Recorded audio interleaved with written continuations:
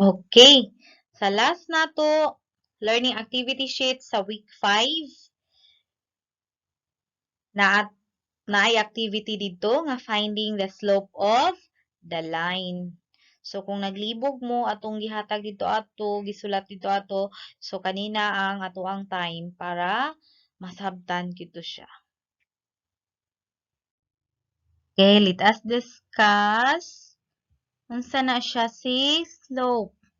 So, ang ato ang slope is the steepness of the line. So, when we speak of steepness, ang gihandagon sa line. Like, for example, kanang hagdanan, na ihagdanan nga handag kaayo, na puy hagdanan nga dili pod kayo handag.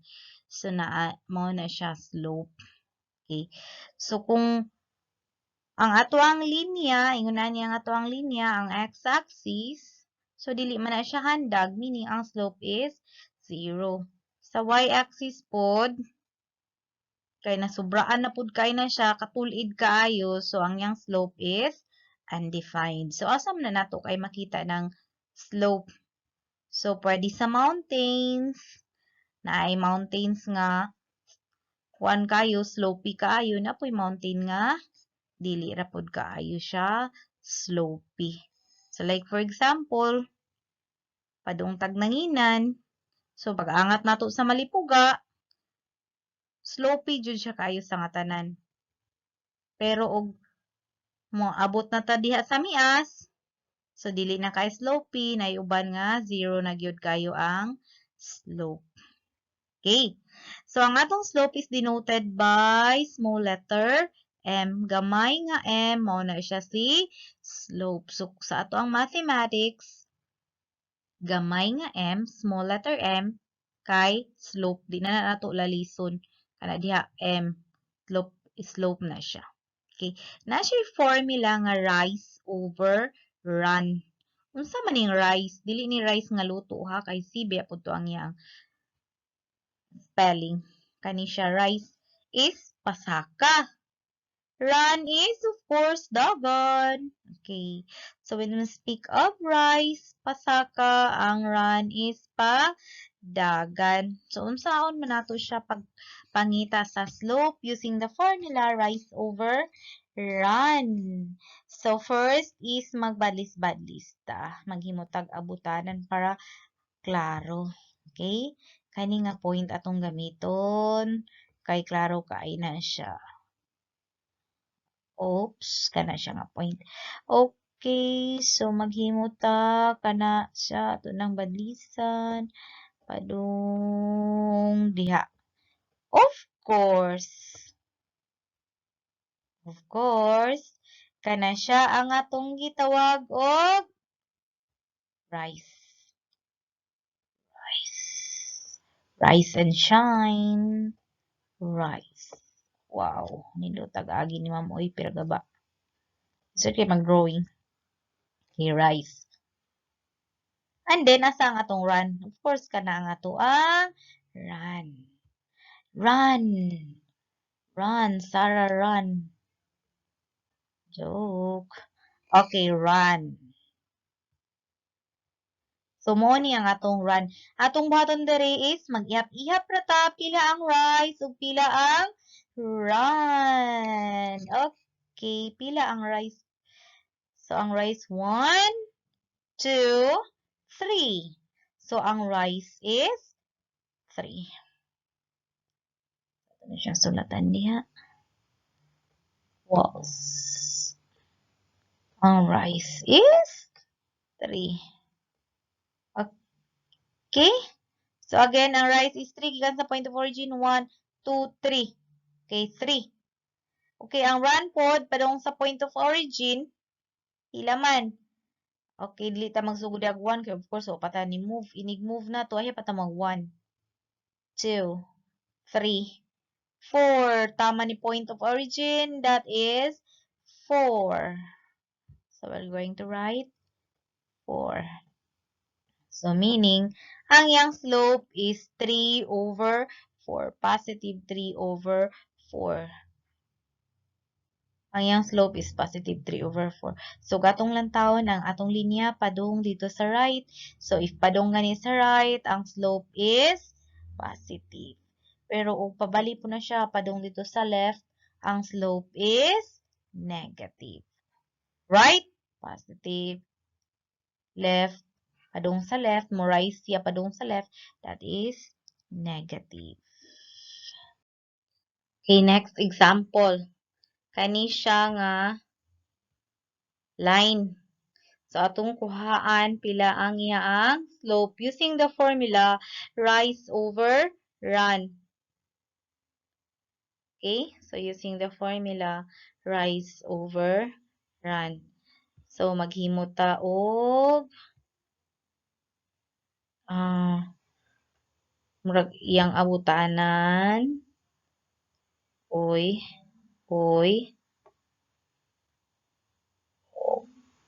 Okay. Kani ang gitawag natog rise, pasaka. Kani po ang atong gitawag nga run. Okay? So, let us count. Pila nagpasaka? 1, 2, 3. Usab-usab. 1, 2, 3, 4, 5, 6, 7.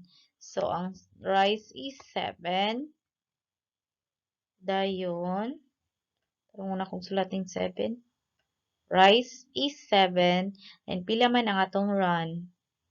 So, 1, 2, 3, 4, 5, 6, 7, 8. Okay, ang atong run is 8. Wala ako na simyat.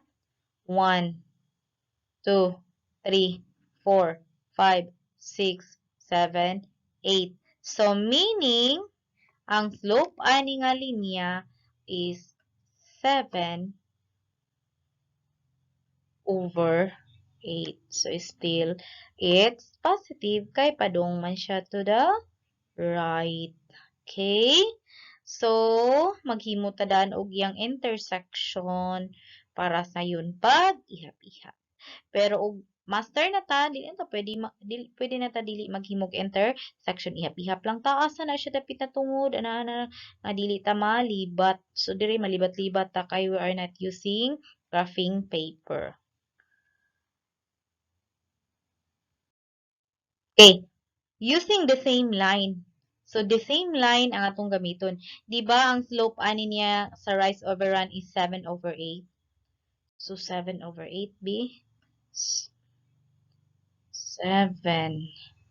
7 over 8. Diba mo to yung slope ganina? Using rise over run. So, natay laing formula sa pagpangita sa slope. Di na ta mag-ihap-ihap pila ang rise, pila ang run. Pangitaon lang nato ang y sub 2, ping y sub 1, x sub 2, x sub 1. So, naanatay sabaw-sabaw, hangtod nga y masabtan. So, using the formula, m is equal to y sub 2 minus y sub 1 over x sub 2 minus x sub 1. So, first, atong ila-ilahon ni nga point, unsay ang coordinates. Okay. So, ato siyang ila-ilahon. Pila yang absisa? Asa siya natungod? Diri ni 2. Okay. Butangan ako 2. So, 2. Positive 2. So, 2 siya. Dayon, ang iyang ordinate, asa natungod? 1, 2, 3, 4, 5. So, natungod siya ni 5. Okay, 2, 5. So, mo na unang buhaton, ila-ilahon nimo ang ordered pair ni point. Okay, kanina po nga point. So, pila man ang iya ang absisa sa 2 pa 1, 2, 3, 4, 5, 6. So, negative 6. Sige, sulatan. Negative 6. Negative kay padung man siya sa left sa x-axis. Okay? Then, ang atuang ordinate. So, na siya natungod na negative 2. So, negative kay paubos man sa atuang y-axis. So, na siya 6 negative 2. Kaya let us find out kung parihara ba sila og answer 7 over 8. So, M, hindi na ako magsulat og M. Kung na i-reason. Hindi ba siya ma-erase? Uy, ka-erase po diya. Okay. So, magsulat ko dire. Gamit ko puti. Okay, equals. Kay dapat ang bar symbol tunga sa equals. Then tungod jud na sila. Dili na po ka mag-equals, then dili na po ka mag-equals, then dito po equals. Wala libat ng maestra. Mag-check or ug ikaw maestra malibat na imong estudyante ini kamulo nimong discuss asa-asa na kanaabot imbis padung ra kag nanginan ni adto na po kag San Vicente din balik po kag balok dayon matam alabad ang ulo. Dagat na kas biyahe. Okay. So, going back to our point, example, kani siya si point 1. Butangan nato na siya, point 1. Sige. Pwede po katong isa mo imong point 1, depende sa imo ang trip. Pwede ka na siya point 1, same ragyapon na siya o result. So, kay point 1 man itong una, point 2 na po ni siya. Okay. So, kay point 1 man, of course, kana siya is x sub 1. Kana siya si y sub 1. Walay sabaw, no? Kana po siya si x sub 2. Kana po siya si y sub 2. Okay.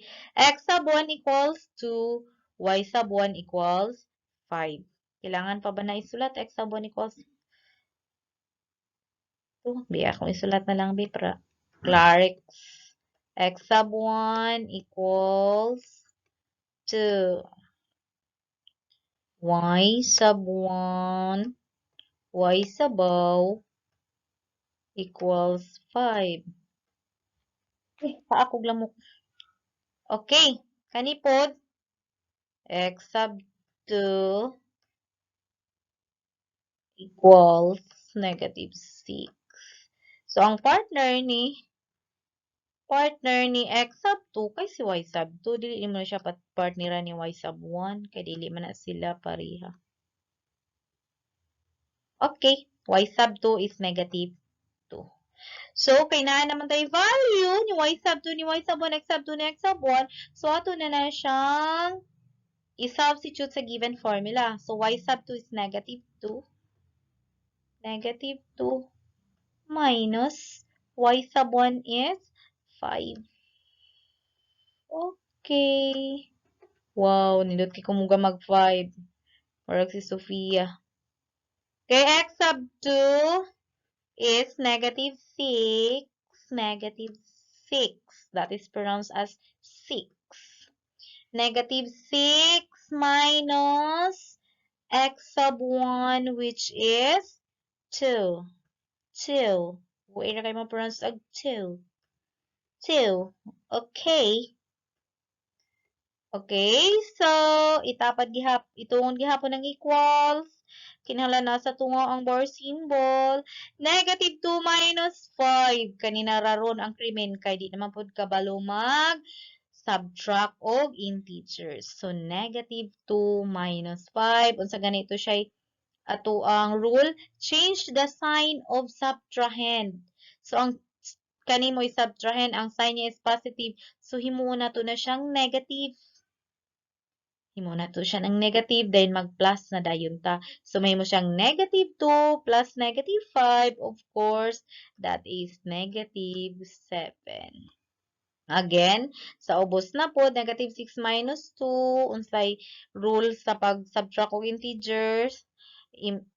Utrohon ang sign ni subtrahend, kay positive man na iyang sign. So, may mo siyang negative, then mag-proceed tag addition plus. So, negative 6 plus negative 2, that is negative 8. And of course, when we are going to divide integers, dividing like signs, it is always positive. So, negative divided by negative is positive. So, 7 over 8. Okay, see? Diba? Parihara sila. 7 over 8 o kana pod siya 7 over 8. So walay kalainan bisan pag mag-rise over run ka or gamito nimo ni nga formula, it's all the same ang makuha nimo nga slope. So I hope nakasabot mo sa ako ang discuss. Babush! It's time for you to answer your last. So, bantay ba yan na inig ma-zero, na ay ma-zero, or na napoy magbagulbol, maghatag dayon og love letter na po nako, inig check nako og last.